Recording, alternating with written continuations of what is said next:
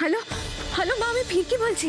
শুনতে পাচ্ছি মা, ওরা তোকে কোথায় আটকে রেখেছে মা? ওরা তোকে মারধর করছে না তো? মা ওরা আমাকে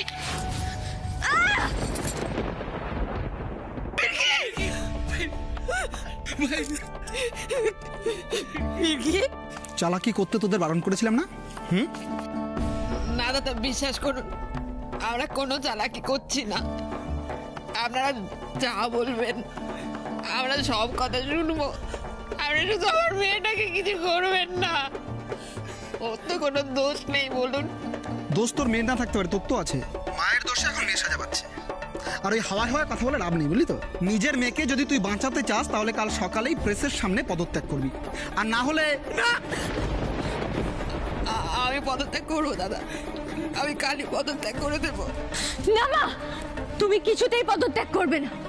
ওরা ইচ্ছে করে তোমাকে এইসব বলে ভয় দেখানোর চেষ্টা করছে। কত মানুষ তোমার দিকে আশা নিয়ে বসে আছে। না মির্কি, তুমি দয়া করে তাদের আশাতে এইভাবে জল ঢেলে দিও না। শুধুমাত্র আমার কথা ভেবে তুমি এই কাজ করতে পারো না মা। তুমি দেখো আমার কিচ্ছু হবে না। সবার জন্য তোমাকে অনেক কাজ করতে হবে। দয়া করে তুমি পদত্যাগ করো না মা, প্লিজ।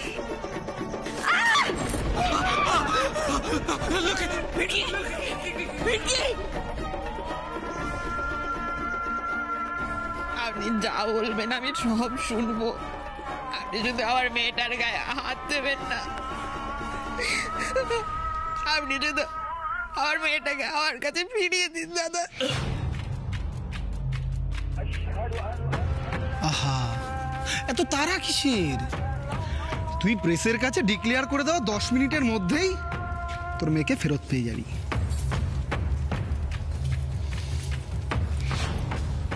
হাতে অস্ত্র নিয়ে মেয়েদের উপর জুলুম খাটিয়ে তোমরা নিজেদেরকে খুব বড় বলে মনে করো। আসলে তোমরা এক একটা কাপুরুষ, শয়তান। তোমরা না সকলে ভয় পেয়ে গেছো। তোমরা জানো আমার মা যদি ভোটে দাঁড়ায় মাকে হারানো এত সহজ হবে না। আর ঠিক সেই কারণেই তোমরা সকলেই নোংরা খেলায় নেমেছো। কান খুলে শুনে রাখো, যে বা যারা তোমাদেরকে এখানে পাঠিয়েছে তাদেরকে জানিয়ে দাও তোমাদের একটাও কথা আমার মা শুনবে না। আর তার জন্য যদি আমায় মরতেও হয় না, আমি মরবো।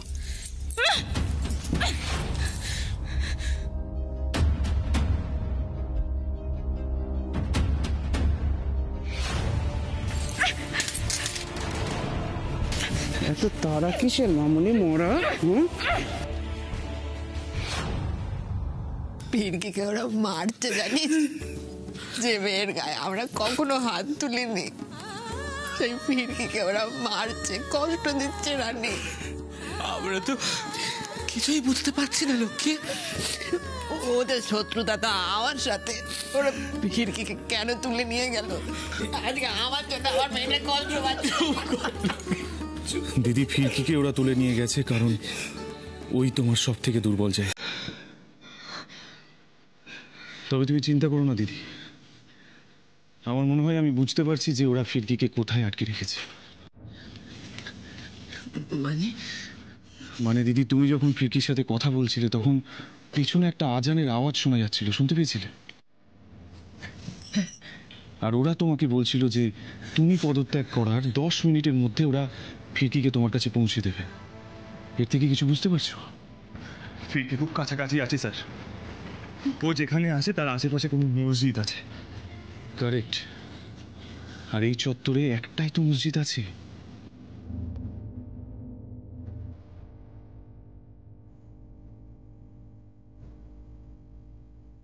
বড় বাজারের পাশে।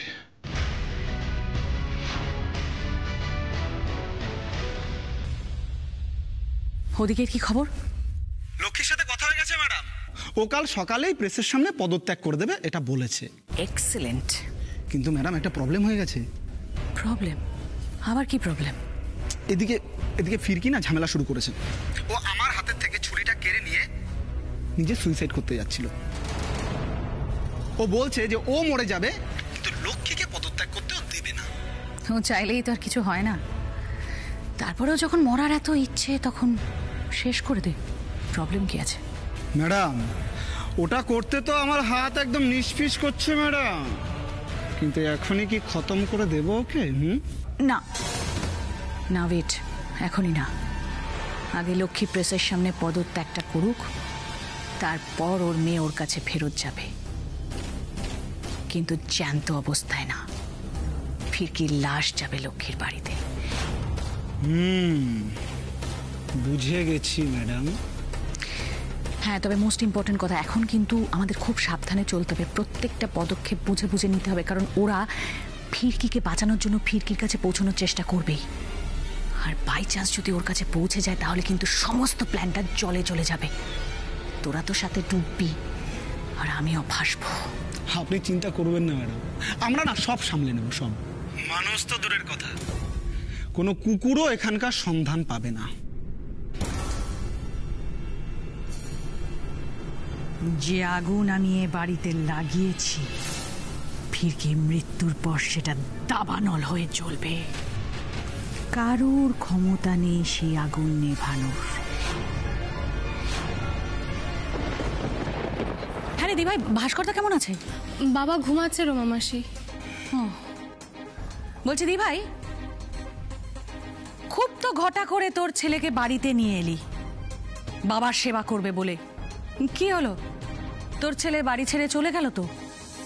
এই বুঝি তোর ছেলের তার বাবার প্রতি দায়িত্ব?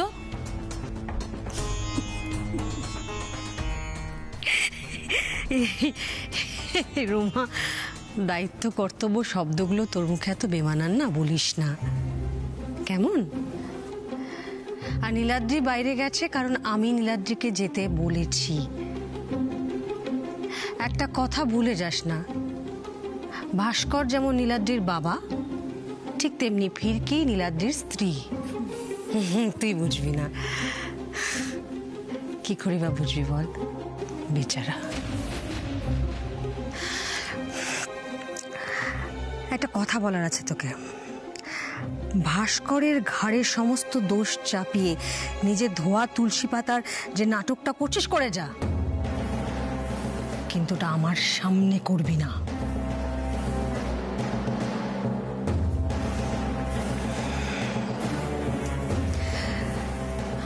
Another reminder for you, sweetheart. এবারের গেস্টের মতো থাকবি। আমাদের পারিবারিক ব্যাপারে নাক গলিয়ে বাড়ির সদস্য হওয়ার চেষ্টা করবি না। ও তো যা, চলো।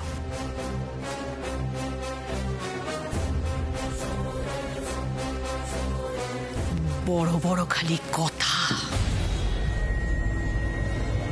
আমাকে অপমান করা।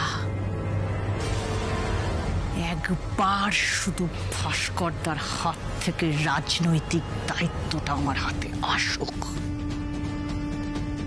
তারপর তোর কি হাল করব দাঁড়িয়ে দাঁড়িয়ে দেখবি।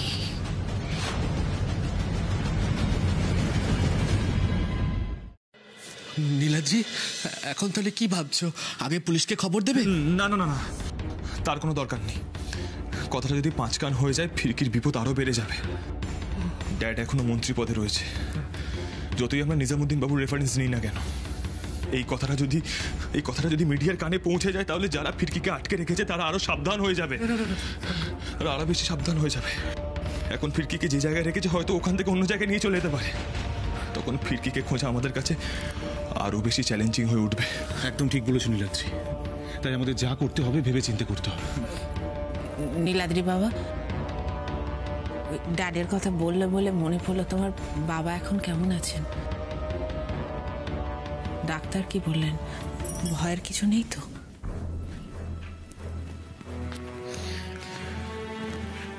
ভালো আন্টি, আমি তোমাকে যত দেখি তত অবাক হয়ে যাই, জানো তো। আজকে যেই মানুষটার জন্য এত কিছু হচ্ছে, তুমি তারই শরীরের কথা জিজ্ঞেস করছো। আমি জানি ভালো আন্টি, তুমি যা করছো আমার মুখ চেয়ে, তাই না? না বাবা, তা নয়। আমি বিশ্বাস করি কোনো মানুষ পুরোপুরি খারাপ হতে পারে না, পরিস্থিতি তাকে সাময়িকভাবে খারাপ করে দেয়। যে বাবা তোমার মতো একজন সন্তানের জন্ম দিয়েছেন, তিনি আর যাই হন খারাপ মানুষ হতে পারেন না। ভাস্কর বাবুর চোখে একটা ক্ষমতার পট্টি পরানো আছে, তাই উনি সত্যিটা কিছুতেই দেখতে পাচ্ছেন না। এই অবস্থায় যদি তুমি ওনার হাত ছেড়ে দাও নীলাদ্রি বাবা, উনি যে তলিয়ে যাবেন। ভুলে যেও না, উনি সদ্য একটা শোক থেকে উঠেছেন। উনি ওনার ভাইকে হারিয়েছেন। আমি বলি কি, তুমি ওনার হাতটা একেবারে শক্ত করে ধরে রাখো, নাহলে যা আমরা ওনাকে কিছুতেই এই অন্ধকার থেকে সরিয়ে আনতে পারবো না বাবা। ভালো আন্টি, তুমি এতটা পজিটিভ ভাবো কি করে? কেন আমি তোমার মতো ভাবতে পারি না বলো তো? আমি বলছি কি নীলাদ্রি, এখন এসব কথা থাক, আমাদের না আর দেরি করাটা ঠিক হবে না। হ্যাঁ, তাই বরং ভালো হবে আমরা বেরিয়ে যাই। আর আমাদের যা করতে হবে ভালো প্রেস মিটিং এর আগে করতে হবে। হ্যাঁ একদম, চলো। শোনো, বলছি আমিও তোমাদের সঙ্গে যাই। না না দিদি, তুমি এখন যেও না দিদি। দিদি দেখো, ওখানে কি বিপদ আসতে পারে আমরা কেউ কিছু জানি না। তুমি একদম চিন্তা করো না, আমরা ফিরকিকে ঠিক ফিরিয়ে আনবো। চলো নীলাদ্রি, চলো। না ভাই, যে আমার যতই বিপদ হোক, আমার মেয়েটাকে ওখানে সবাই মারছে, কষ্ট দিচ্ছে নীলাদ্রি। আমি বাড়িতে বসে দেখো, আমাকে নিয়ে চলো তোমরা। আমি যে ওর মাকে কথা দিয়েছিলাম, সারা জীবন আমি ফিরকিকে বুকের মধ্যে আগলে রাখবো, ওর কোনো ক্ষতি হতে দেব না। আর যদি ফিরকির একটা ক্ষতি হয়েছে, না বাবা, আমি তো কারোর কাছে মুখ দেখাতে পারবো না। আমাকে তোমরা নিয়ে চলো বাবা। মাকে কথা দিয়েছিল মানে? তুমি ফিরকির কোন মায়ের কথা বলছো ভালো আন্টি? বাবা, এখন এই বিপদের মধ্যে এসব কথা তুলে না, ভাই পরে বলবো। তুমি চলো, আমরা যাই। দাঁড়াও ভালো আন্টি, আমি জানি না তুমি কাকে কথা দেওয়ার কথা বলছো, কিন্তু এই কথা রাখার জন্য তোমার পাশে সবসময় এই ছেলে আছে। এই ভাইও তোমার সাথে আছে, তুমি আমাদের উপর ভরসা রাখতে পারো। দিদি দেখো, ফিরকিকে সবাই মিলে খুঁজতে যাওয়াটা ঠিক হবে না, তাতে পরিস্থিতি আরো বেশি জটিল হয়ে উঠতে পারে। তুমি আমাদের উপর ভরসা রাখো, তার থেকে বরং তুমি এখানে থাকো, আর এরপরে কোনো ফোন এলে আমাদেরকে আপডেট করো। তুমি থাকো দিদি, চলো নীলাদ্রি, এসো।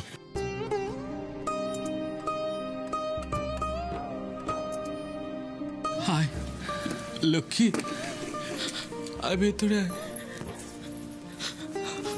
আমরা তো কোনোদিনও কারো কোনো ক্ষতি করিনি লক্ষ্মী, দেখিস ভগবান আমাদেরও কোনো ক্ষতি করবে না। তুই এবার একটু শান্ত হ লক্ষ্মী, একটু শান্ত হ।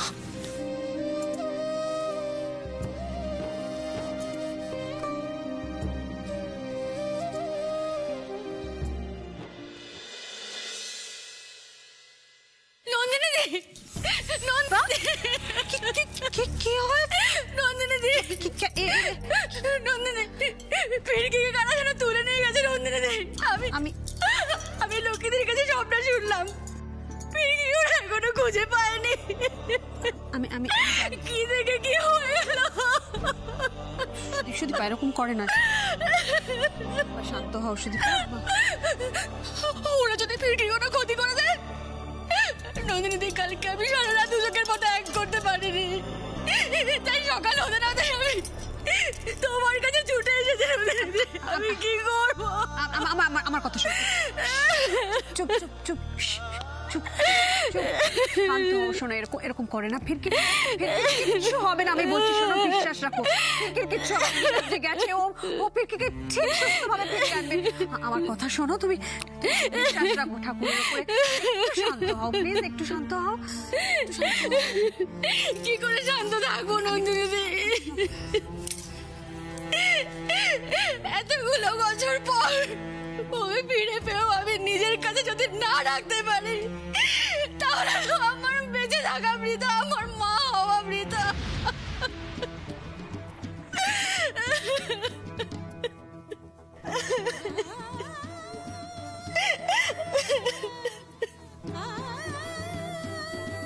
সুদীপা,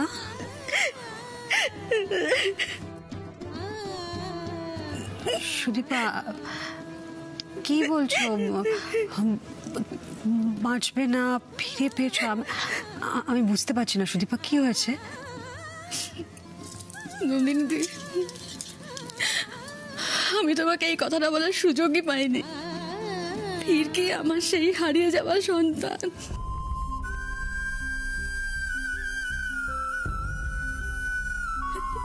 এই কথাটা শুধুমাত্র লক্ষ্মীতেই জানে যে আমি ফিরকির আসল মা।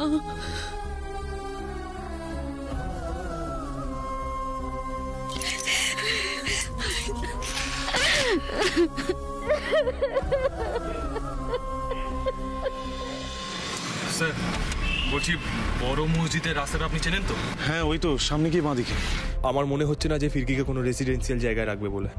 একদম ঠিক বলেছো নীলাদ্রি, আমারও তাই মনে হয়। স্যার আমার মনে হচ্ছে গাড়িটা আমরা এখানেই রেখে দিই, আগে নিয়ে যাওয়াটা একদম ঠিক হবে না। হুম।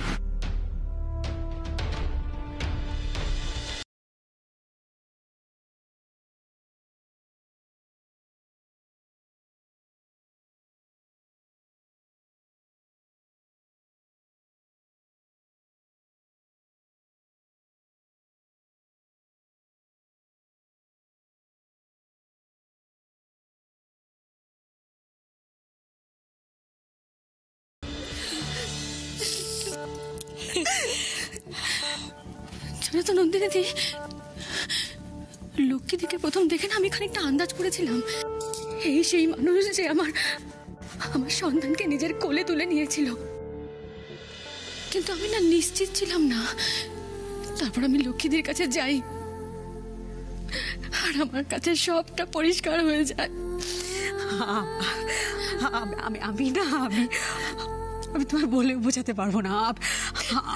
আমার খুব আনন্দ হচ্ছে, আমি ভীষণ খুশি হয়েছি। একটার পর একটা খারাপ খবর, তার মধ্যে তুমি না এই খবরটা দিয়ে আমার সকালটাই বদলে দিলে তুমি। আমি বলছিলাম যে এই কথাগুলো, এগুলো ফিরকি, আলিয়া ওরা জানে? না না নন্দিনী, আলিয়াকে তো এসব কথা বলাই যাবে না। আর ফিরকিকে না হয় আমি ঠিক সময় বুঝে সব সত্যিটা বলে দেব,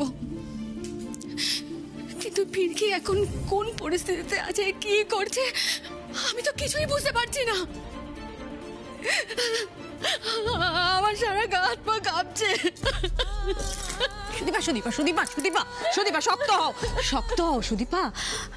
মা ভেঙে পড়লে চলে নাকি? হ্যাঁ, শক্ত হও, কিচ্ছু হবে না ফিরকি, কিচ্ছু হবে না, কিচ্ছু হবে না। তুমি, আমি, লক্ষ্মী, আমরা তিনজন মা আমাদের মেয়ের জন্য প্রার্থনা করছি। স্বয়ং ঈশ্বরও আমাদের প্রার্থনা ফিরিয়ে নিতে পারবেন না। তুমি দেখো, সব ঠিক হয়ে যাবে। ফিরকি সুস্থভাবে ফিরে আসবে, নীলাদ্রি ফিরিয়ে নিয়ে আসবে। একদম।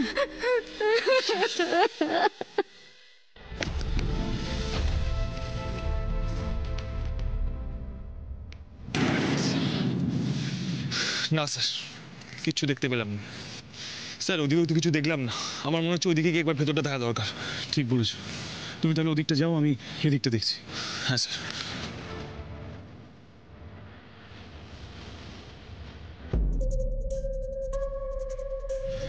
কেসটা কি?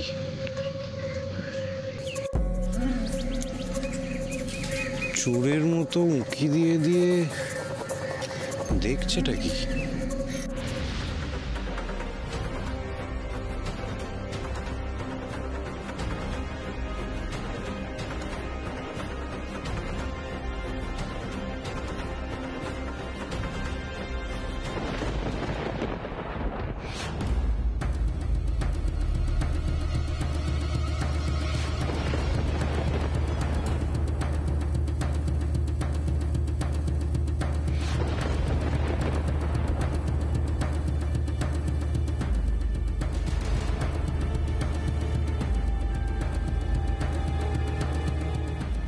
ফিরকি